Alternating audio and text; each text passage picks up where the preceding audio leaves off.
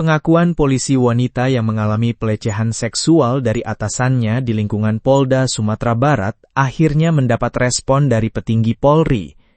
Perwira berpangkat AKBP yang menjadi terduga pelecehan akhirnya batal dilantik menduduki jabatan baru, usai mencuatnya pengakuan Polwan tersebut. Perwira Polri itu sedianya menduduki jabatan baru berdasarkan mutasi dari Mabes Polri. Pelantikan dijadwalkan berlangsung pada Selasa 28 Juli 2026 pagi tadi. Namun, jabatan baru itu tidak diserah terimakan karena dugaan pelanggaran yang menjeratnya masih diproses oleh Bidang Profesi dan Pengamanan Polda Sumatera Barat serta Mabes Polri. Wakapolda Sumatera Barat, Brigjen Solihin mengatakan, pimpinan Polri telah menetapkan bahwa anggota yang sedang menghadapi proses pemeriksaan tidak akan dilantik ke jabatan baru. Pagi tadi, seharusnya yang bersangkutan dilantik sesuai TR Mabes Polri. Namun terkait adanya perkara ini, jabatan tersebut tidak diserah terimakan. Pimpinan Polri sudah tegas, siapapun yang bermasalah dan sedang berproses tidak akan dilantik, kata Solihin kepada wartawan Selasa. Solihin mengatakan keputusan itu menunjukkan tidak ada perlakuan khusus terhadap anggota kepolisian yang sedang menghadapi dugaan pelanggaran. Meski pelantikan dibatalkan, Polda Sumatera Barat menegaskan pemeriksaan terhadap terduga pelaku tetap berpegang pada asas praduga tak bersalah.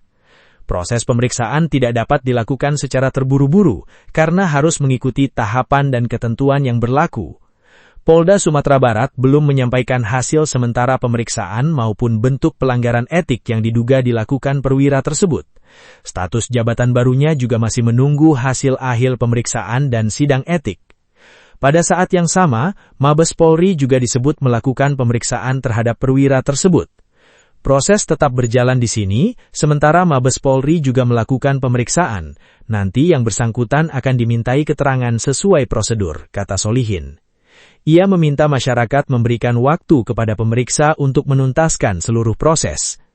Kasus ini mencuat ke publik setelah seorang polwan berpangkat brigadir di lingkungan Polda Sumatera Barat mengaku menjadi korban dugaan pelecehan seksual oleh atasannya yang berpangkat AKBP.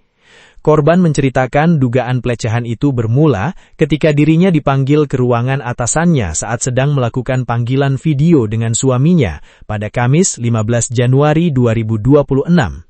Di dalam ruangan, ia mengaku diminta duduk dan menutup mata dengan alasan diminta memilih 2 amplop berisi uang. Saat itu, korban mengaku mengalami tindakan yang diduga sebagai pelecehan seksual. Saya langsung refleks mundur. Saya bilang, jangan Pak, saya tidak mau kayak gini caranya. Kalau kayak gini caranya, saya punya uang, tuturnya. Korban menyebut atasannya kemudian meminta maaf dan mengatakan tidak bermaksud melecehkannya, namun ia mengaku masih mengalami trauma hingga kini. Usai kejadian itu, polwan tersebut mendapat teror dan tekanan psikologis.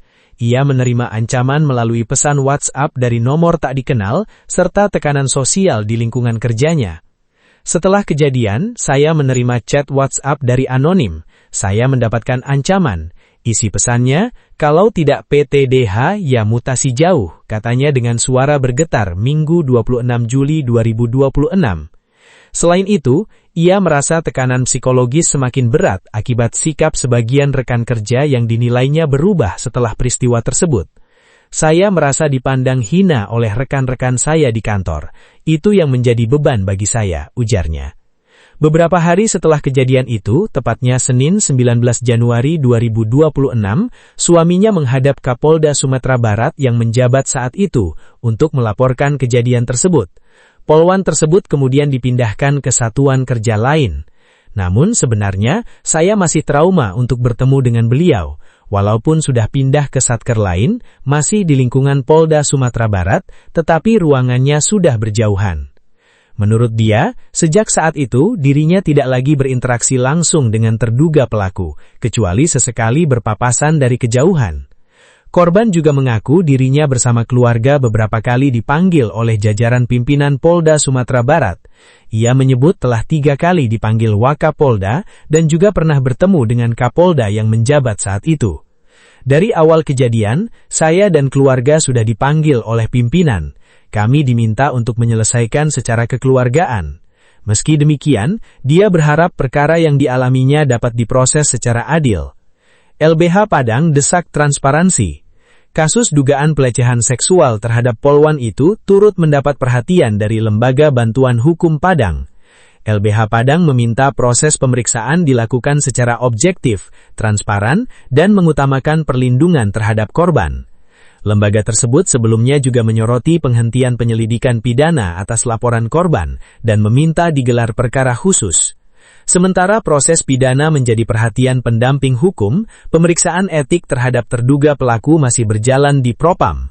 Polda Sumatera Barat menyatakan keputusan tidak melantik perwira tersebut sebagai salah satu bentuk ketegasan institusi selama proses pemeriksaan berlangsung. Hingga kini, belum ada keputusan akhir mengenai status etik, sanksi, maupun jabatan baru terduga pelaku karena pemeriksaan dan sidang etik belum selesai.